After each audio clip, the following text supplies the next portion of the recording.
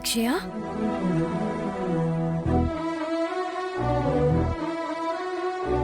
ఇక్కడ కూర్చుని ఏం ఆలోచిస్తున్నావు? మా అమ్మా నాన్నల గురించి తెలియడం కోసం తాతయ్య గుడిలో సంకల్ప సిద్ధి యాగం చేయించారు. కానీ ఫలితం లేకుండా పోయింది. అమ్మా నాన్నల గురించి తెలియలేదు. నన్ను కన్న వాళ్ళను ఈ జీవితంలో ఎప్పుడైనా కలుస్తానా అని అనుమానం కలుగుతుంది. అమ్మా అన్న పిలుపుకు, నాన్న అన్న పిలుపుకి నోచుకుంటానా అనిపిస్తుంది. డబ్బు, కార్లు, బంగ్లాలు అన్నీ ఉన్న వాళ్ళకి కూడా అమ్మా నాన్నలు లేకపోతే ఆనందంగా ఉండదు కదా మేడం. అవునమ్మా, ఎంత సంపద ఉన్నా ఆ సంపద కొన్ని బంధాల కంటే తక్కువే అవుతుంది. అలాంటి బంధాలు మన జీవితంలో లేకపోతే జీవితాంతం వెలితిగానే ఉంటుంది. తల్లిదండ్రులు లేకపోవడం వలన, ఆ పిలుపులకు దూరం కావడం వలన నువ్వెంత బాధపడుతున్నావో నాకు అర్థమవుతుంది. అందుకే నేనొక నిర్ణయానికొచ్చాను. నా నిర్ణయాన్ని చెప్తే నువ్వు చాలా సంతోషపడతావు. అవునా? అయితే చెప్పండి మేడం. నేను నిన్ను అమ్మలా చూసుకుంటాను అని చెప్పాను. నన్ను అమ్మలా భావించమని చెప్పాను. కాబట్టి నువ్వు నన్ను అమ్మ అని పిలవచ్చు.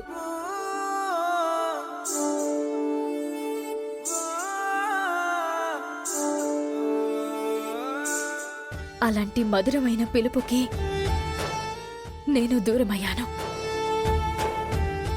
అందుకే నువ్వు నన్ను నిరభ్యంతరంగా అమ్మ అని పిలవచ్చు.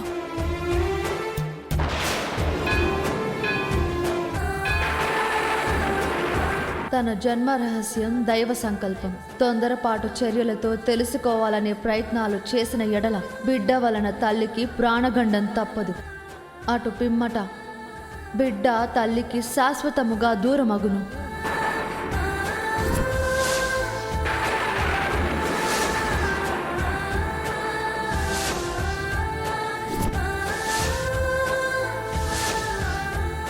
నువ్వు పిలిచే పిలుపుతో నేనమ్మనవుతాను, నువ్వు బిడ్డవవుతావు.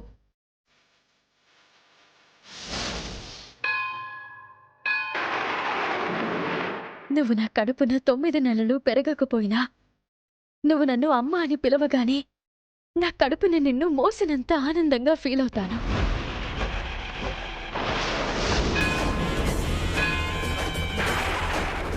అమ్మ అని పిలువమ్మా.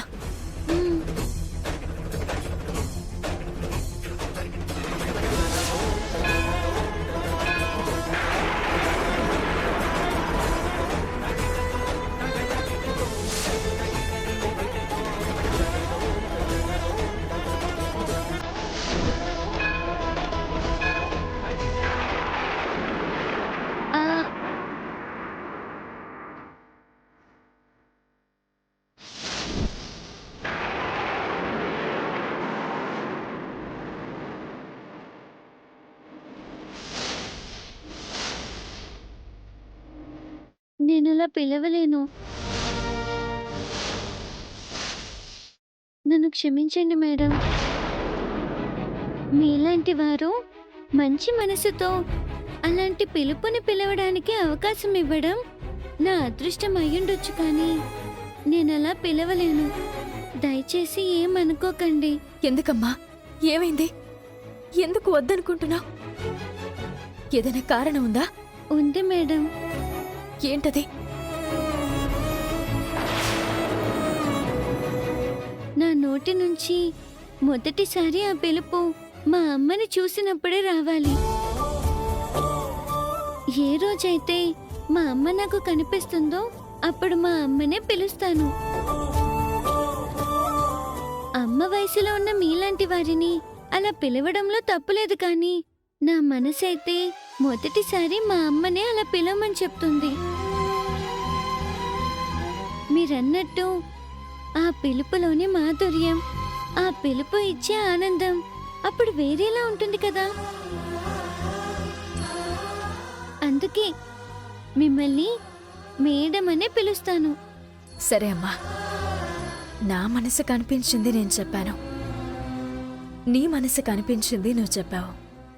తప్పేం లేదు. వీలైనంత తొందరలో నీకు మీ అమ్మా నాన్నలు దొరకాలని మనస్ఫూర్తిగా కోరుకుంటున్నాను. ఇంక నేను బయలుదేరతాను. Bye madam. బాయ్.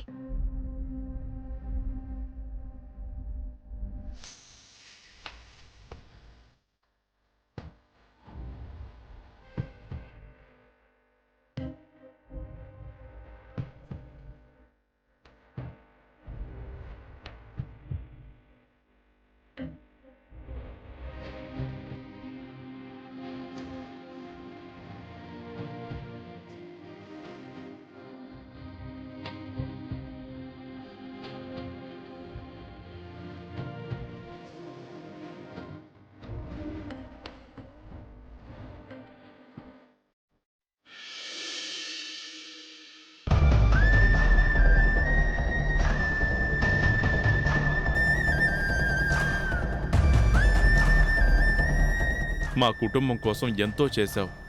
పల్లెటూరు వచ్చి ప్రసాదాలు కూడా చేయొచ్చు కదమ్మా. ఎన్నో సందర్భాల్లో ఆదుకున్నది కూడా నువ్వే కదా. చూడమ్మా, నువ్వు రాకపోతే అక్కడ జాతర ఆగుతుంది, ఏరువాక ఆగుతుంది. ప్రజల ఆనందాలు, ఆశలు ఆవిరైపోతాయమ్మా. పొలాలు పచ్చదనానికి నోచుకోకుండా అయిపోతాయి. ఆలోచించమ్మా.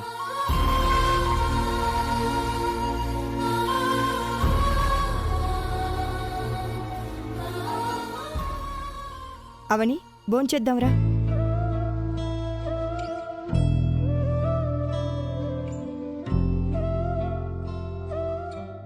అవని, పిలిచేది నిన్నే. ఏం ఆలోచిస్తున్నావు?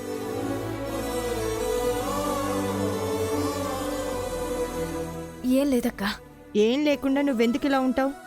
ఏం జరిగిందో చెప్పు. పల్లెటూరులో జరగబోయే జాతరకి రమ్మని ఇంతకు ముందు అత్తయ్య అడిగినట్టే ఈరోజు సింగపూర్ నుంచొచ్చిన మావయ్య కూడా అడిగారు. మేనత్తగా అడుగుతున్నాను, మేనమామగా అడుగుతున్నాను అంటూ బంధుత్వాలని అడ్డం తీసుకొస్తున్నారు. నేనైతే రావడం కుదరదు అని నిర్మోహమాటంగా చెప్పేశాను. అక్కడ పల్లెటూరు వాళ్ళ గురించి ఆలోచిస్తే వెళ్లాల్సిన బాధ్యత నాకుంది. కానీ అత్తయ్య వాళ్ళు నా విషయంలో ప్రవర్తించిన తీరుకి మాత్రం మనసు అంగీకరించడం లేదు.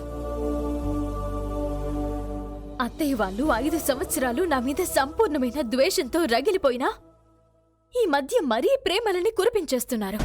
వాళ్ళు మొదట్నుంచి అంతే కదవని. అందితే జుట్టు, అందకపోతే కాళ్ళు. అవసరమైతే వాళ్ళు నీ కాళ్ళు పట్టుకోవడానికి కూడా వెనకాడరు. అవునక్క, ఈ 5 ఏళ్ళు నేనున్నానా, పోయానా, తిన్నానా లేదా, బావున్నానా లేదా అని పట్టించుకోకుండా పరాయిదాన్ని చూసినట్టు చూసి ఒకేసారి ప్రేమని కురిపించేస్తున్నారు. ఇంతకాలం గుర్తింపు లేకుండా చేశారు. ఈరోజు నాతో అవసరం ఉండి పిలుస్తున్నారు. అందుకే ఎంతమంది ఎన్నిసార్లు ఎన్ని రకాలుగా పిలిచినా వెళ్ళకూడదు అని నిర్ణయించుకున్నాను. నీ విషయంలో మొదట్నుంచి వాళ్ళు తప్పే చేస్తున్నారు. వాళ్ళని దారిలోకి తీసుకురావడానికి, వాళ్ళకి బుద్ధి చెప్పడానికి ఏం చేయాలో అది నేను ఆలోచిస్తాను. ముందు భోంచేద్దాన్రా. కాసేపు అయ్యాక నేను తింటాను, నువ్వెళ్ళి తిను. సర్లే అవని, నేను కూడా కాసేపు ఎదురు చూస్తాను. ఇద్దరం కలిసి తిందాంరా.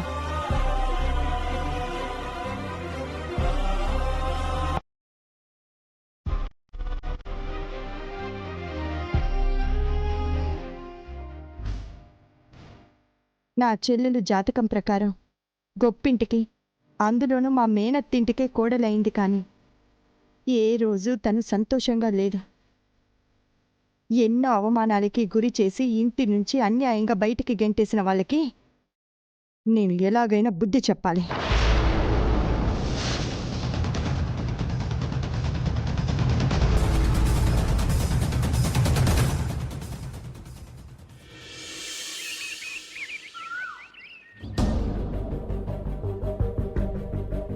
గుడికి తీసుకువెళ్ళమని అడగ్గానే తీసుకునొచ్చారు.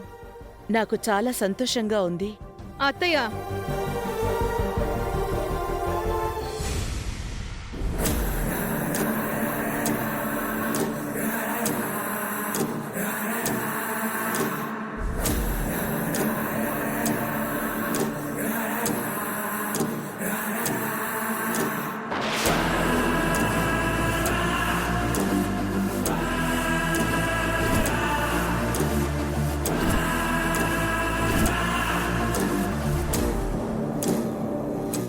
అవని మీకు మందులివ్వడానికి ఇంటికి రాగలదు గాని ఎక్కడికంటే అక్కడికి తీసుకువెళ్ళలేదు కదా. కానీ నువ్వు ఎప్పుడు అవన్నీ ఇష్టపడుతూ ఉంటావు. మమ్మల్ని కూడా కొంచెం గుర్తిస్తే బాగుంటుందమ్మా. మీరు ఇబ్బంది కలిగించే పనులు చేయడం వలన అప్పుడప్పుడు మీ మీద కోపం వస్తుంటుంది గాని మీరు పద్ధతిగా ఉంటే నేనేమీ అనను కదా.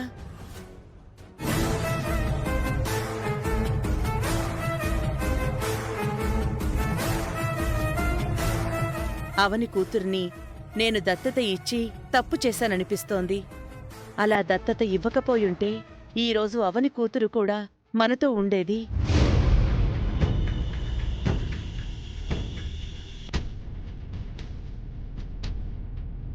ఇప్పుడు అవని కూతురు ఎందుకు గుర్తుకొచ్చింది? లేని మనిషి గురించి ఎందుకు ఆలోచిస్తావు?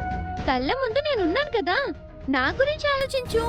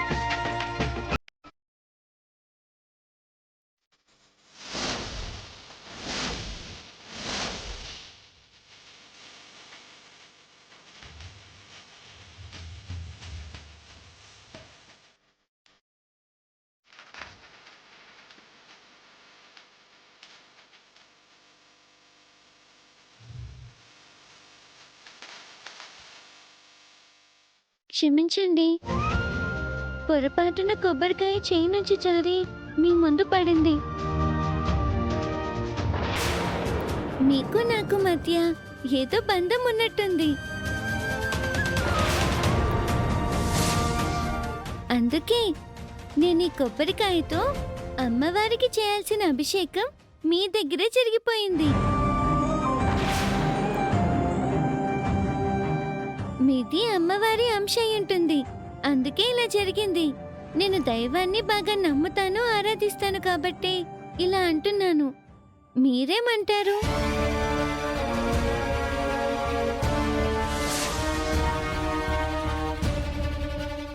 నేను కూడా దైవాన్ని ఎక్కువగా నమ్ముతాను. నువ్వన్నది కరెక్ట్. ప్రతిదాని వెనక ఒక కారణం ఖచ్చితంగా ఉంటుంది. చక్కగా, సంప్రదాయంగా, ముద్దుగా, ముచ్చటగా ఉన్నావు. నీ పేరేంటి తల్లి? నా పేరు అక్షయ అండి. చాలా మంచి పేరు. అక్షయ అంటే అందరి ఆకలిని తీర్చే అక్షయ పాత్ర లాంటిదని అర్థం. కలకాలం చల్లగా ఉండు తల్లి. మీ వంటి పెద్దవారి ఆశీర్వాదం నాకు కావాలి, దీవించండి.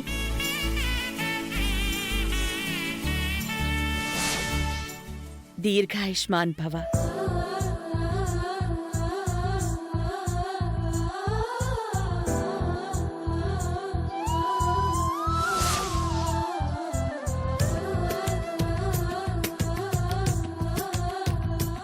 ఈ అక్షయ రూపం చూసి మంచిదనుకోకండి అత్తయ్య. దీని గుణం మంచిది కాదు. ఎందుకలా అంటున్నావు? అవును గ్రాని, స్కూల్లో నన్ను ఇబ్బంది పెట్టేది. పైకి కనిపించేంత మంచిది కాదు. శౌర్యకు నేనెప్పుడూ మంచి మాటలే చెప్తానండి. శౌర్య నన్ను అపార్థం చేసుకుంటూ ఉంటుంది. మరీ నటించేకమ్మా. ఎవరు ఎటువంటి వారో తెలియాల్సిన సమయంలో తెలుస్తుందిలేండి.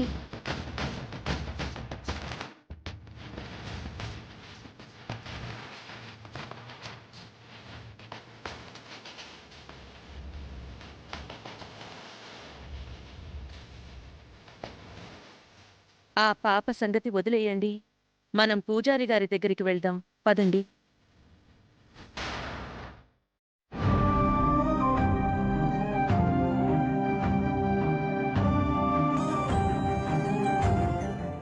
అదే. చెప్పండి. అదే.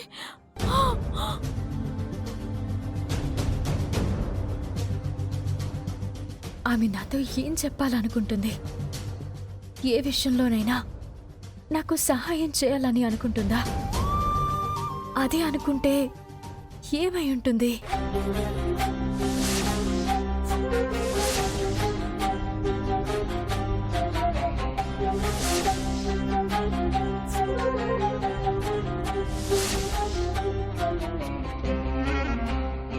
తనకు జరగరాందేదైనా జరిగితే నేను నా జీవితానికి సంబంధించింది ఏదైనా మిస్ అవుతానా?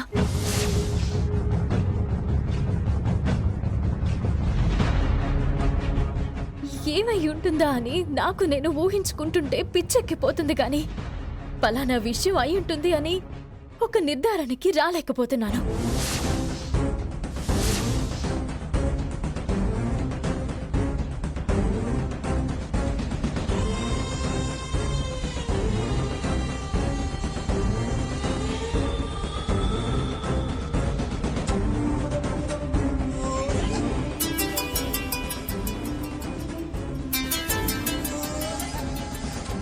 హలో, నేనండి అవనిని.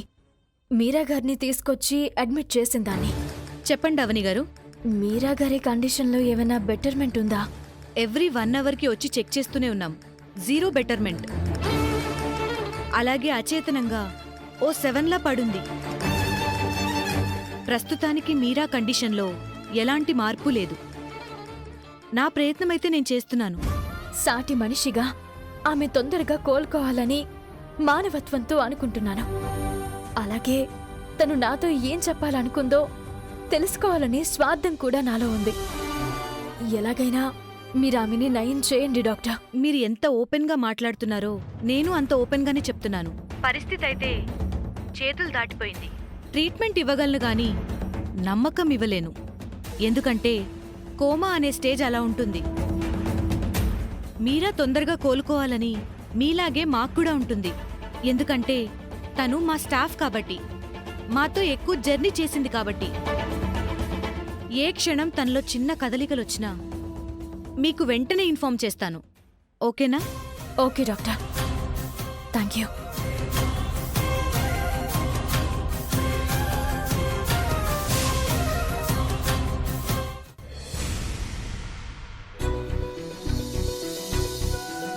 నమస్కారం పూజారి గారు. నమస్కారం అమ్మా.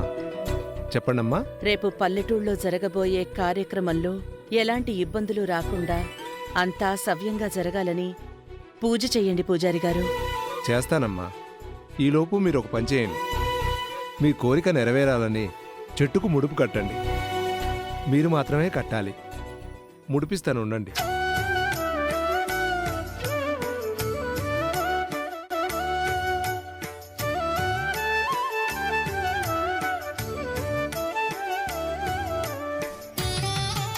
ఇదిగోండమ్మా. పొరపాటున ఇది కింద పడితే దీని మహిమ పోతుంది, జాగ్రత్త.